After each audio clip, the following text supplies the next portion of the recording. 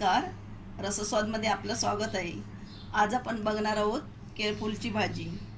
ही बऱ्याच दिवसाची एका व्ह्यूअरची रिक्वेस्ट होती, पण केळफूल मिळालं नसल्यामुळे भाजी दाखवायची राहून गेली. पण मी आज ती भाजी तुम्हाला दाखवणार आहे.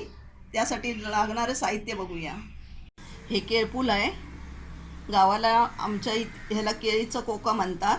साफ कसं करायचं ते दाखवते. हे असं काढून घ्यायचं. हे काढलेलं आहे आणि हे असं काढून घ्यायचं. केळफुलाचा जो मधचा देठ असतो, हा देठ जरा जाड आहे. हा बघा, हा देठ मधचा काढायचा आहे आपल्याला. आणि हे त्याच्यावरचं टर्पल, असे हे दोन काढायचे आहेत. हा बघा कसा जाड असतो. हा तो आतमध्ये जो त्याचा देठ असतो, हा ताट असतो, तो काढायचा असा. आणि हे जे असतं, हे प्लास्टिक सारखं असतं ताट, हे दोन्ही काढून टाकायचे. केळफूल साफ करून झालं आहे हे बघा. आणि त्याच्या आतले हे देठ जे आहेत ते आपण काढून घेतलेले आहेत. अशा प्रकारे हा साफ करायचा आहे. केळफूल साफ झाल्यानंतर हा आतला भाग आहे, तो आतला भाग त्याच्या आतल्यामधलं निघत नाही, त्यामुळे आतला भाग हा असा कापून घ्यायचा. केळफुलाचा आतला भाग कापूया. एवढा भाग काढून टाकायचा.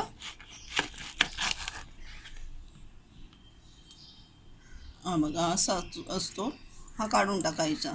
या पाठीमागच्या भागामध्ये हे आतलं या पाठच्या भागामध्ये असतं, म्हणून तो भाग घेऊन घ्यायचा आपण. बारीक चिरायचं.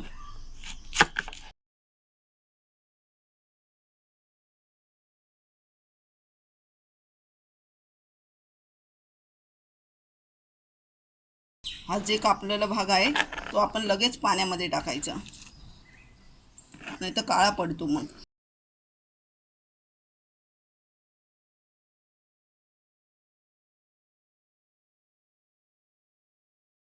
हा पुढचा भाग जो आपण कापलाय तो टाकून द्यायचा. जसं आपण आतला भाग कापला आहे तसंही आपण साफ केलेला त्याचा बाहेरचा भाग काढून घेतलेला आहे, ते असं करायचं. तसंच कापायचं, जास्त जाड ठेवायचं नाही.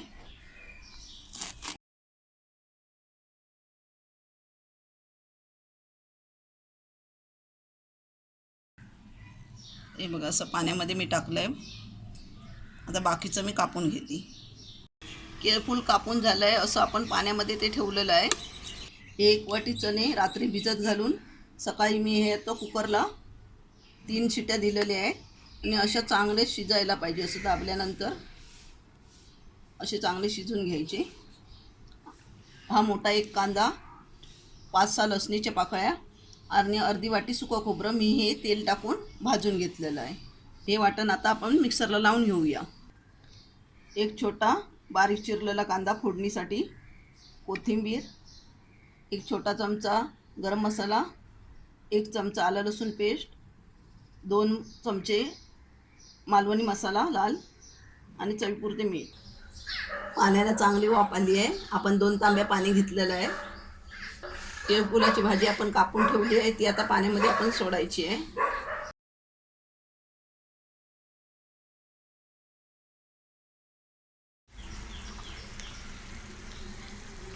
7 मिनिटं आपली झाली आहेत शिजून. आता आपण गॅस स्लो करूया आणि हे काढून घेऊया. असं पाणी सगळं निथून काढायचं आहे त्याचं. भाजीतलं तेल घालूया. 1 चमचा आपण तेल घातलं आहे. कांदा, थोडंसं मीठ घालूया.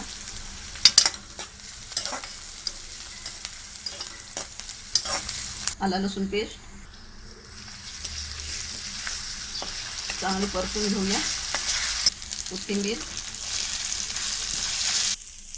गरम मसाला, मालवणी लाल मसाला,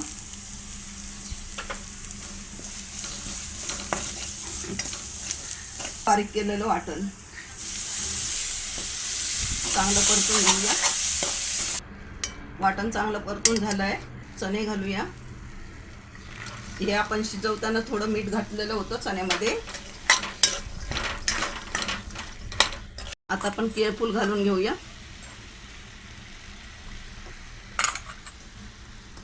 यातलं पूर्ण पाणी आपण काढून घेतलेलं आहे. परतून घेऊया चांगलं. पाणी घालूया. हे आपण चणे शिजवलेलं होते त्यातलं पाणी आहे हे. 1.5 वाटी पाणी आपण घातलं आहे.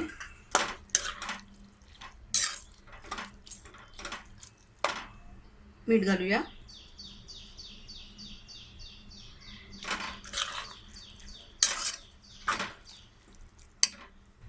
थोडं अजून पाणी घालूया, म्हणजे आपण 2 वाटी पाणी चण्याचंच आहे ते. चांगलं मिक्स करून घेऊया. आता हे मीडियम आचेवरती आपण झाकण घालून ठेवूया. झाकण घालूया. 8 मिनिटं आपण आता ही शिजवलेली आहे. त्यापूर्वी मी 2 मिनिटांनी गॅस मीडियमवरती मंदवरती ठेवलेला. आणि चांगली आता भाजी आपली होत आली आहे. यामध्ये सुका खोबरं, केळफूल आणि चणे हे टाकल्यामुळे ह्या भाजीला खूप चांगली चव येते. कोथिंबीर घालूया.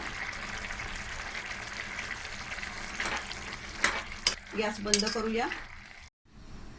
केळफुलाची भाजी आपली बनून तयार झाली आहे.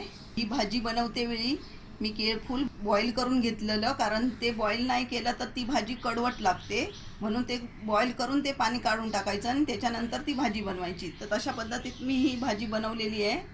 एकदम चविष्ट अशी भाजी झालेली आहे. तर अशा पद्धतीत तुम्ही एकदा करून बघा आणि मला सांगायला विसरू नका.